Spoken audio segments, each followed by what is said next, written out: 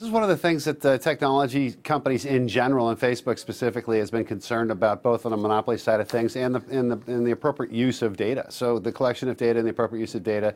The conversation started around how large they've gotten and how much reach they have and how many monthly average users they have, but it really shifted around the election and the use of Facebook to micro-target voters and sort of point them in a direction during the presidential election. So now we've got a smoking gun in the latest revelation, and it's hard to know how bad this gets. So we're at the beginning stages of finding out. The FTC is looking into this, and certainly investigations will uncover more. But right now we're in that stage where investors are going to shoot first and ask questions later. Shoot first and ask questions later. I mean, is this an existential crisis for Facebook? Well, it's certainly one of the more difficult things they faced. When they first came public, one of the things they tried to do is navigate the move from desktop to mobile. They successfully did that. One of their biggest challenges has been to monetize that monthly average user, that knowledge of that data, without becoming an annoyance. So it's annoying enough to be sort of persuaded to buy a pair of Wellingtons or a proper jumper, but to be micro-targeted in terms of an election and have your opinions sort of targeted and that way is a severe invasion of privacy. And I think that's where the existential crisis may be coming about. I think it's the regulatory oversight that Facebook has been able to avoid throughout its history may be coming to an end here pretty soon.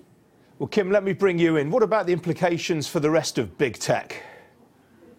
Well, I think if you have ordinary folks as your product, which Twitter, Snap, and Google certainly do, you are probably in the target. If you are a company that serves other companies and just helps them do their regular course of business, I don't think you have much to fear other than what you've always feared, which is having your customers' data escape.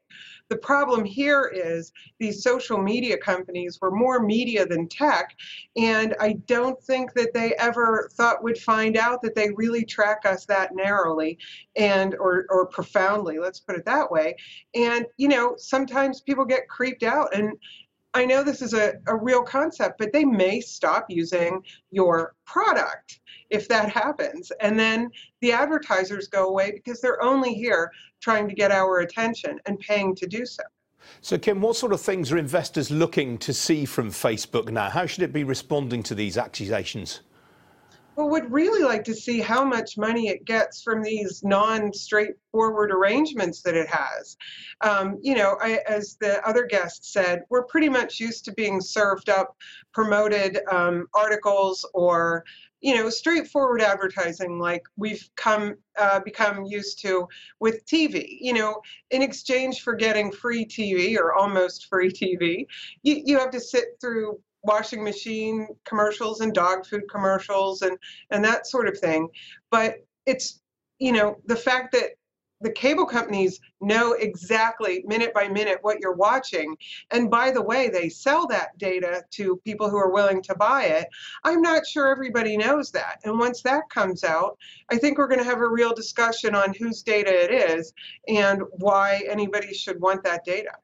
I mean, Art, is there a danger that Facebook itself overreacts to this with data protection measures that start eating into its own profitability? Yeah, that's the real, the real fear here is what is the reaction and how much do you change? Now, understand Facebook was going through a change in the way they presented their timelines and their formats.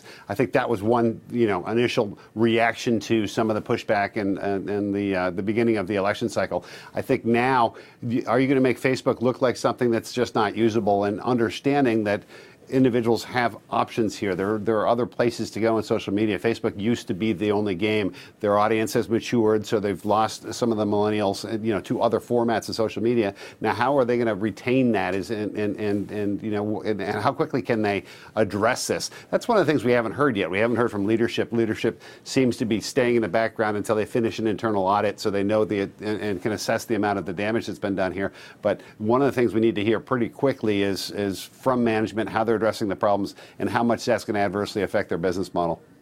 Kim, let me ask you this. There's a lot of talk now about increased regulation right across the sector, but I mean, paradoxically, increased regulation could actually benefit the incumbents and make it harder for newcomers.